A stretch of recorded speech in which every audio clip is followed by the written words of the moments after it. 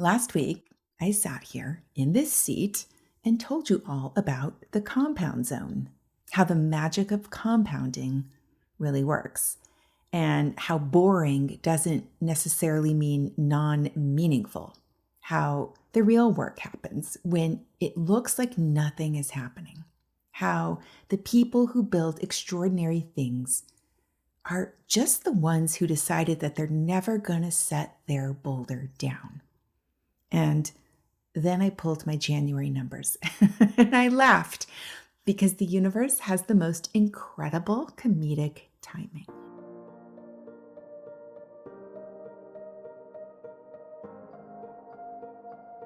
Every journey starts with a choice, and mine is a bet.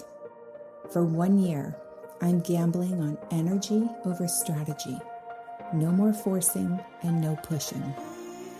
Just the courage to show up and see what happens when reality becomes my playground. This isn't a podcast. It's a real-time experiment in the lab of my life. Welcome to the bet.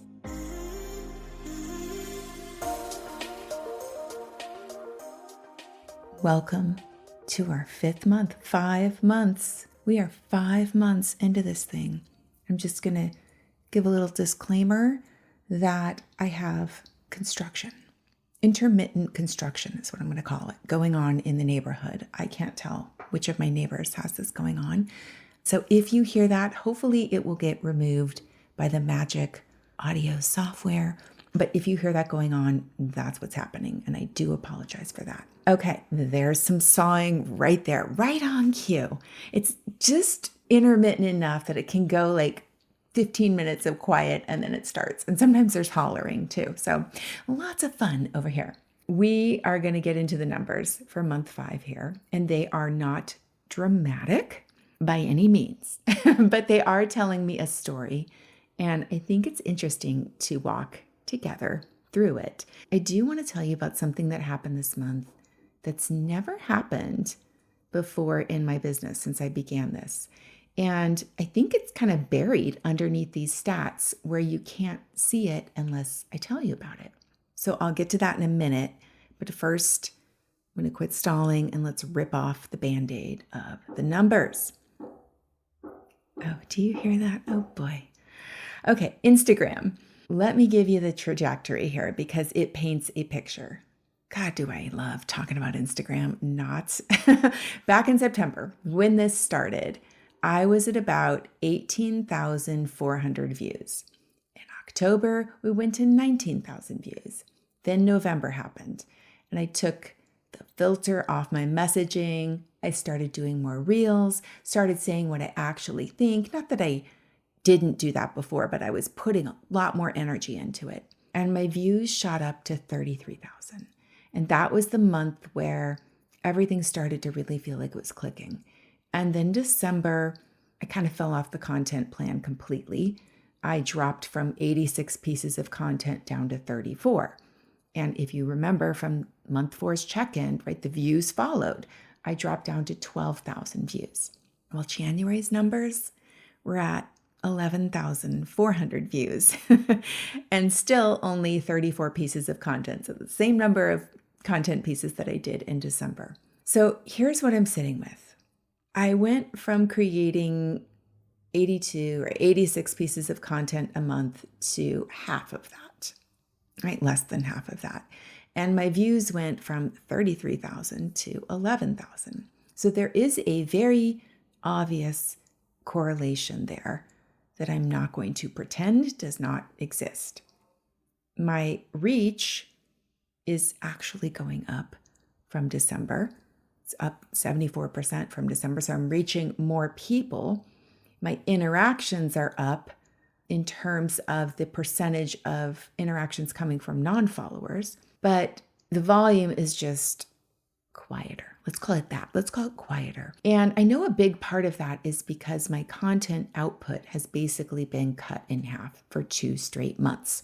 And I'll be honest, I've really been struggling to find a content plan that I'm actually excited about sticking with. Doesn't that come down to everything we do in life? How can we stay interested in doing this long enough? and also one that I can realistically execute in my schedule. Don't need to remind you all that I work full-time as a professor at a university, and we're in the most busy time of the year. It's first clinical rotations for our grad students, our first-year grad students, and so they need a lot more mentoring and direct instruction and modeling and all of the things, not to mention all of the editing of all their writing, because they just don't have clinical writing down yet. So it's just an intense time at work. Not that that's an excuse, but it is a part of my reality right now. I am working on something for February.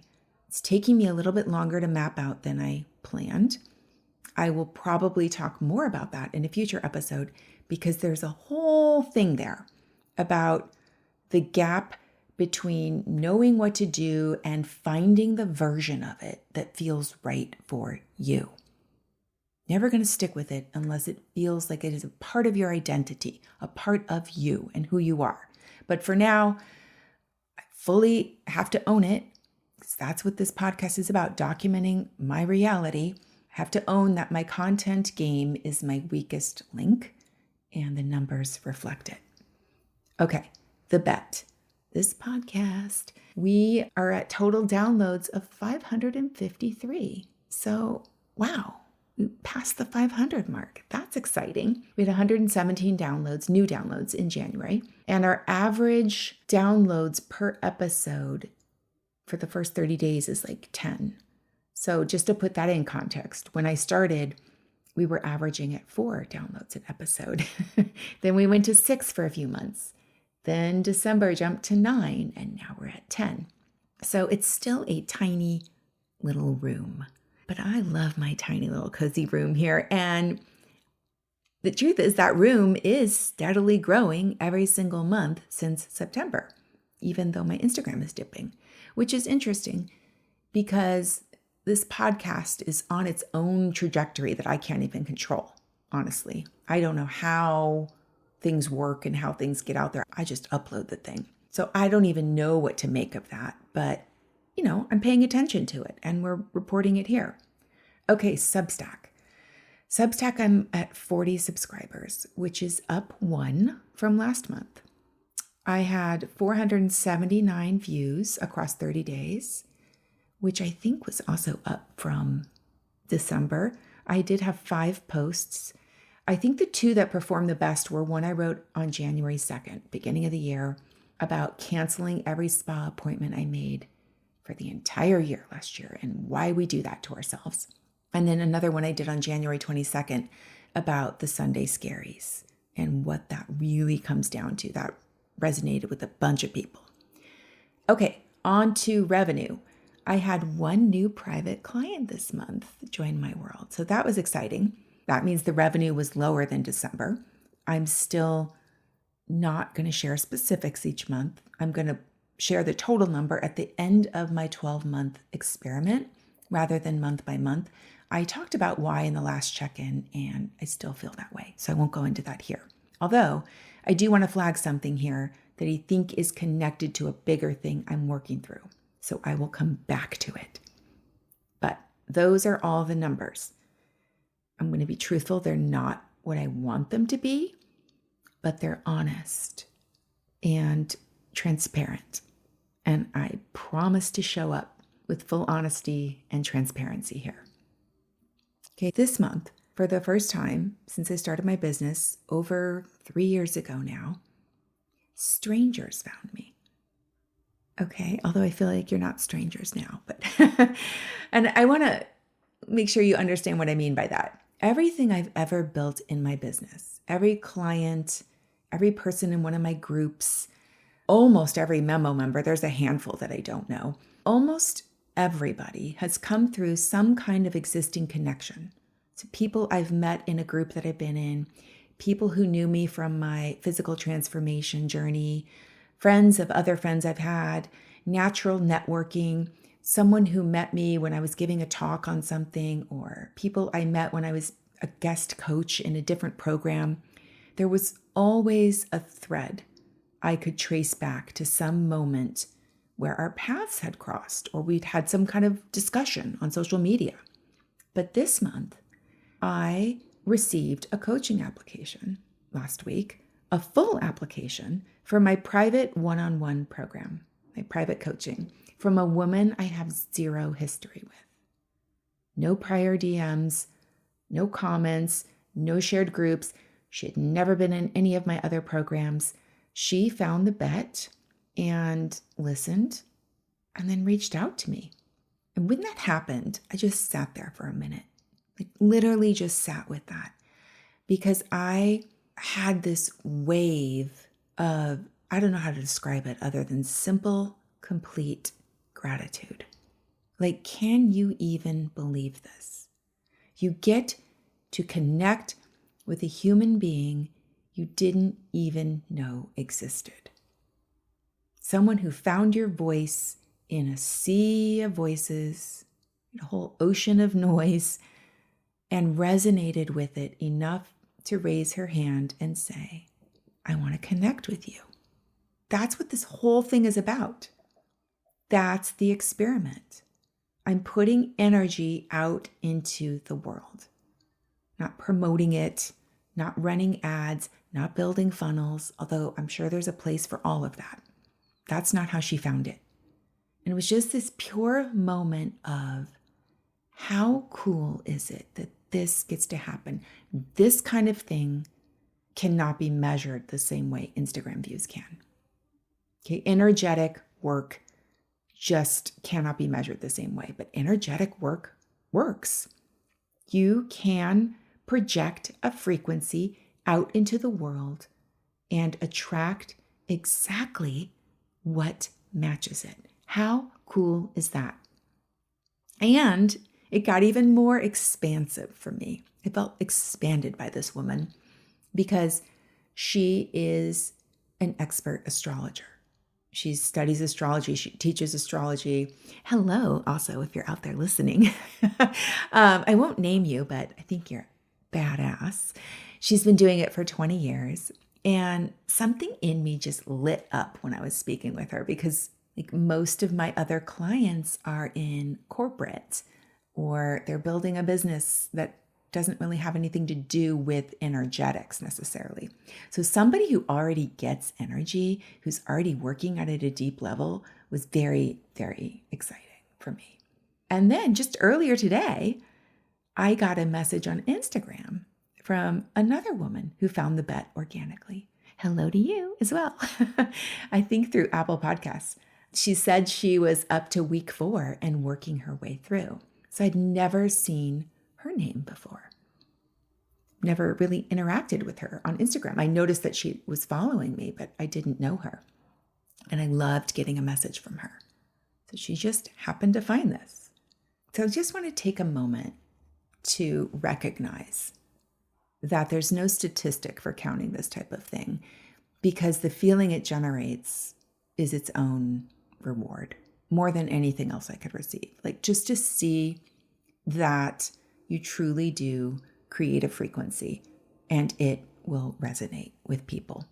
And I know there are people out there who are not probably listening to this, but there are definitely people in this world who would judge me for saying that.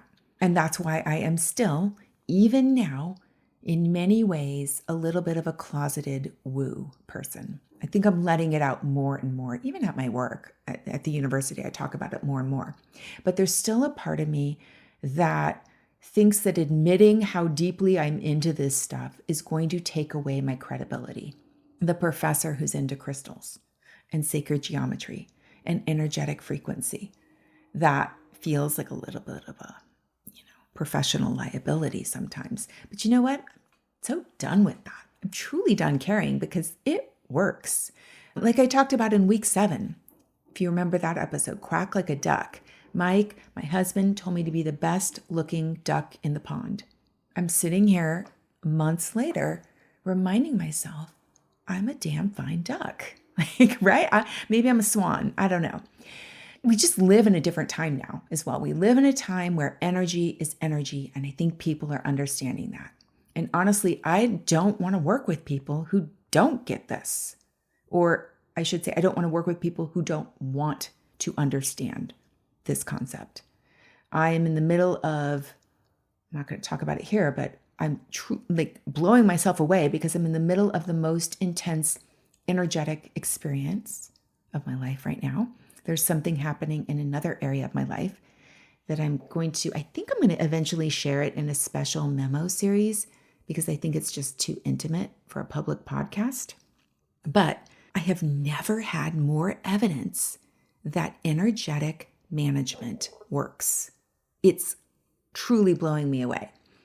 So even if the traditional numbers aren't reflecting it, my reality is reflecting it. The data is literally becoming undeniable to me.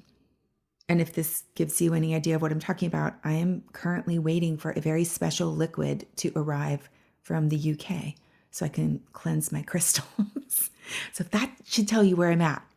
Welcome to my life out of the woo closet. Okay, back to the organic discovery piece, because I want to be clear about why this matters. I feel a little, I don't know what the word is, embarrassed talking about this, which is ironic because this entire podcast is me sharing very intimate parts of my life.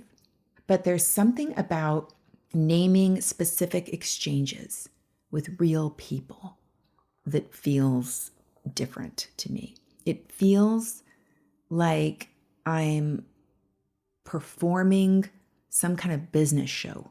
I don't know. Maybe that's not the right term. Like I'm performing gratitude or using these exchanges with women as props in my story. And I know that's not what's happening. This is literally documenting evidence. That's what's happening. I'm documenting real-time evidence that this experiment is producing something that I could not have engineered through strategy. It's not like these are people from my email list clicking a link. These are human beings who found my energetic signal in the noise of this world, my signal, and they responded to it. And if you are one of these people, whether we have connected or not, that have found this podcast on your own, hello, I see you. I don't know. I think I know maybe one or two people that listen, but I don't know where the rest of the downloads are going to. And that keeps it really kind of magical for me. I love that. But I do want you to know that your being here, even silently, is the exact evidence I need to keep going. And it's not because I need validation from people.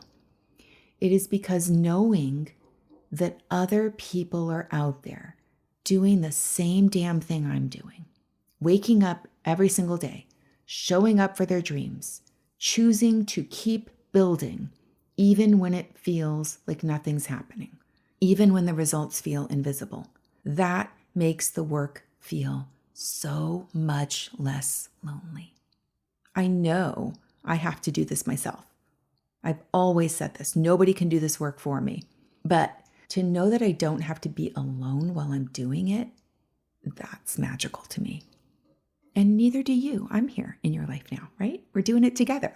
So this brings me to what I'm working on between episodes. I started recording a personalized meditation every morning.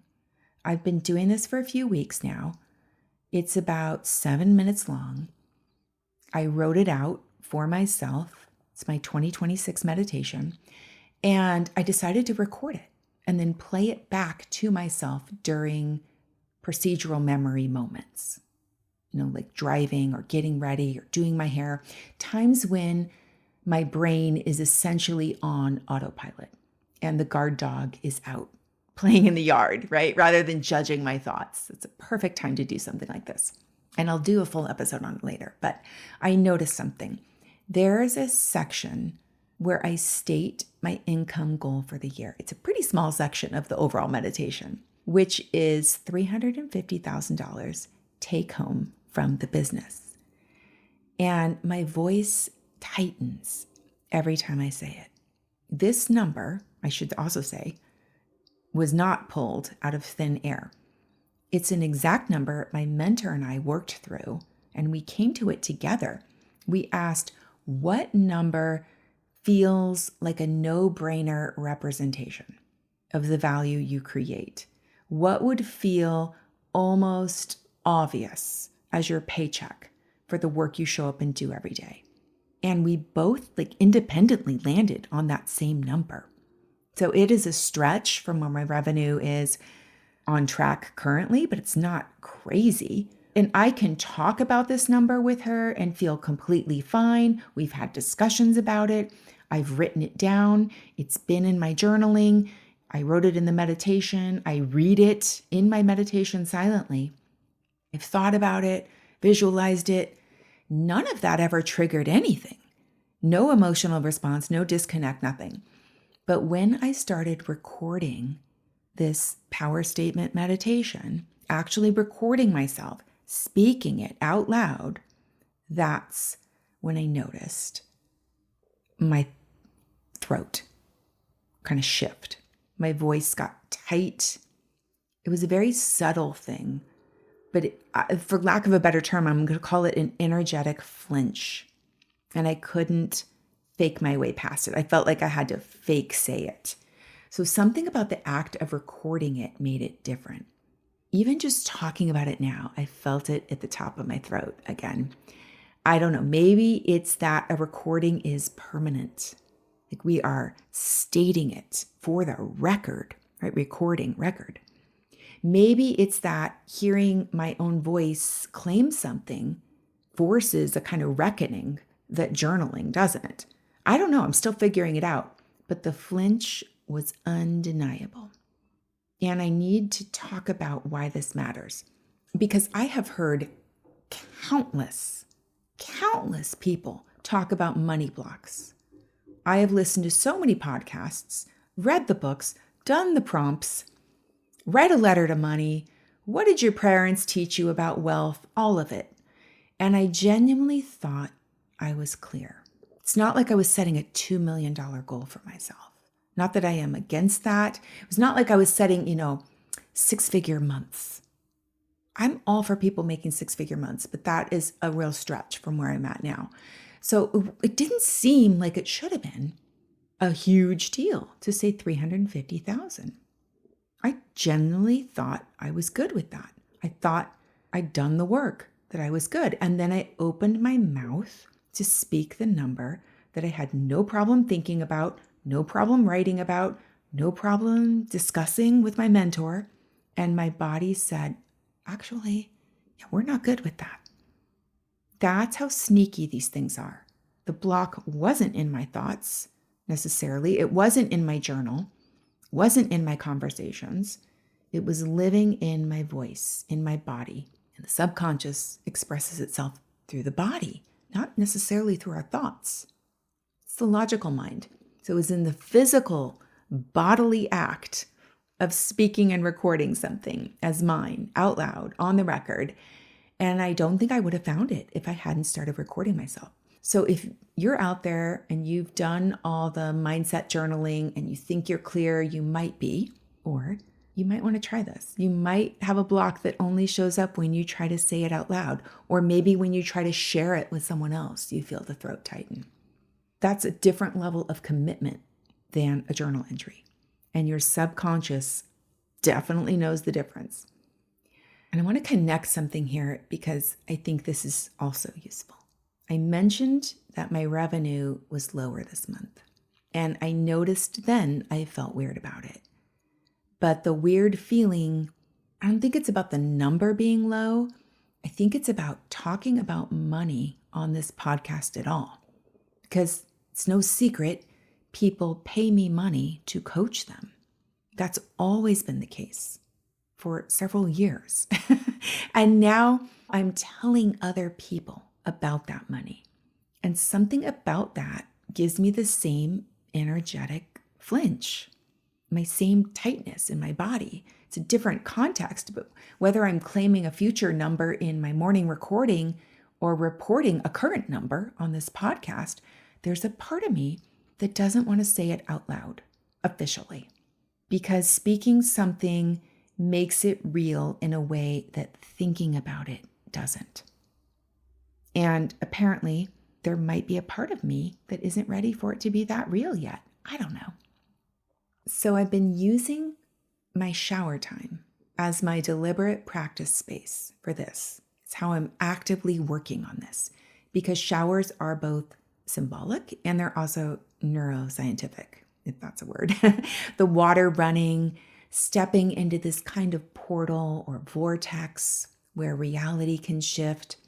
I envision the water coming out of the spout as this liquid gold, platinum crystal water that just coats me and washes away anything that doesn't belong. And neurologically, showers also put us in a semi-hypnotic state because we're running on pure procedural memory. The brain takes a recess when we go in the shower. The brain gets to go out on the playground. Like I said, the guard dog stands down. It's not protecting all of the thoughts that are popping up anymore, which makes it the perfect time to slip in new programming. So I've been playing with something called, and I've used this many times, but if you've never heard about it, you can Google it, ask-formations. Instead of commanding statements or affirmations like, I always attract money, which can feel very forced and fake, you can do ask-formations, which are about asking suggestive questions. Like, wouldn't it be fun if spending $10,000 felt the same as spending $10? How amazing would that feel?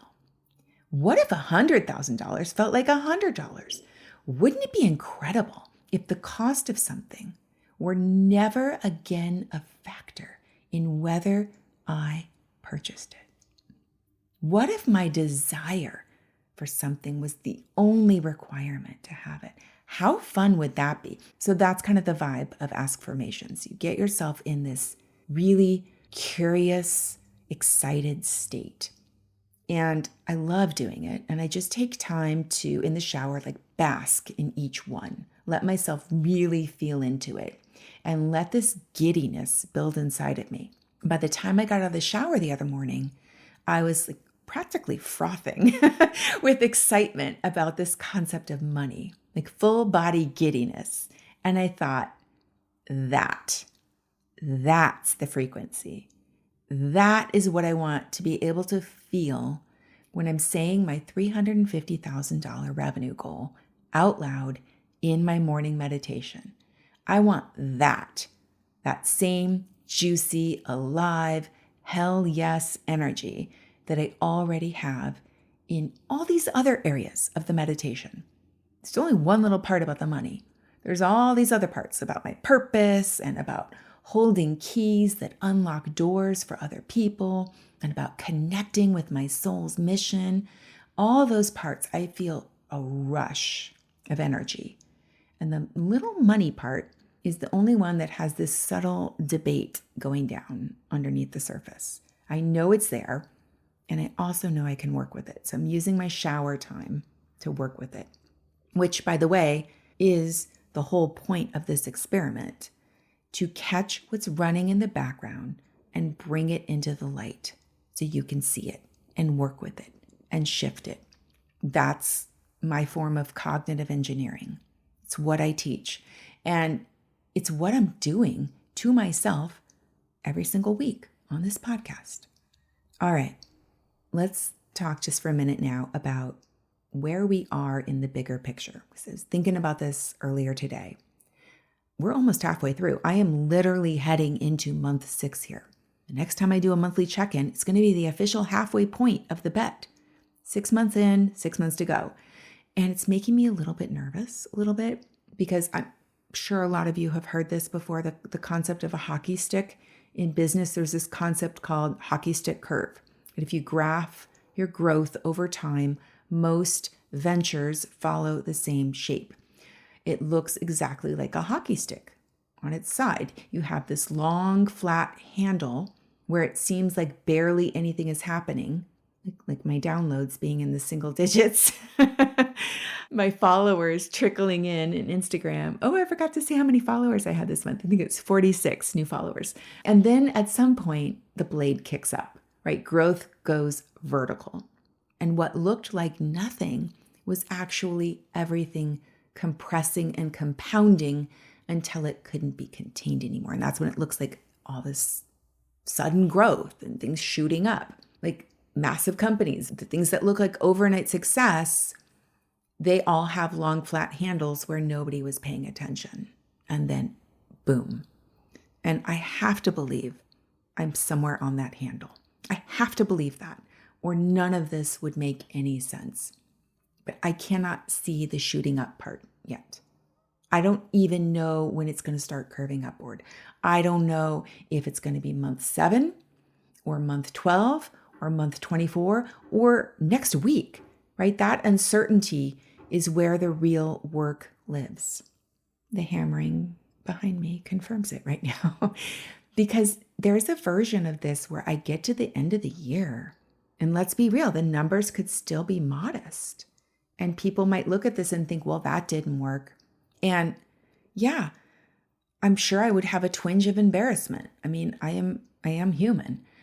Like I just publicly documented a nothing burger for the world to watch. But here's the deal. Whatever my results are, they are teaching something. If this thing explodes, that's data. If it grows slowly, that's data. If it flatlines, that's data. The results of the experiment are completely separate from my value as a person and the worth of the work that I do, even though they feel directly welded together sometimes. That's the trap. The numbers feel like a grade on your report card. Downloads feel like people voting on whether or not you matter. And I think people let revenue numbers seem like the world telling you, how much you're worth, whether you're in the right track. And I know intellectually that none of that is true. Don't always feel it. So the real work for me has been learning to detach from outcomes while still fully expecting to be blown away, to get myself in that energy of expectation and anticipation of being blown away. And those two things, detachment plus anticipation, they sound contradictory, but they're not. Detachment doesn't mean I don't care. Doesn't mean I'm not invested, but it means I refuse to let the results determine how I feel about myself or what I think is possible for me and whether or not I keep going. I expect to be blown away because the evidence keeps arriving in ways I didn't predict. Strangers finding this podcast, coaching application from someone I have never seen in my world before. My voice catching on a number that revealed a block I wasn't aware of. My body telling me things my conscious mind missed. None of that would be showing up in monthly stats reports. But it's all real. And it's all accumulating in ways the numbers can't capture. So my goal for this next stretch, claiming it, recording it, is to add 2 more private clients, making space for 2 more private clients. I think that will put me at my capacity. That's it. That's the goal. It's simple. It's clear. And I'm not going to overcomplicate it by adding 12 other things on top of it, except my February content plan, which feels like 12 other things, but because I keep learning the same lesson over and over. Simplicity really can be the strategy. Do less, do it well, let the energy handle everything else. So month 5 is complete. The numbers aren't where I would love them to be. My content game, it needs work, and I know it. But underneath the stats, something is happening that wasn't happening before. And how cool is that? How cool is that? So if you're in a season right now where it looks like nothing is happening, I want you to hear this from someone who is living in it real fucking time. The invisible work is the only real work. The stuff you cannot measure. Your beliefs about who you are, your beliefs about what is possible. That's the work, showing up and putting yourself in that energy. The flat part of the hockey stick is where it all gets built. And the people who eventually spike up are the ones who didn't quit, even though everything they're doing looks like a straight line. The thing is, you don't know. You just don't know how long your flat line is going to last before your stick shoots up.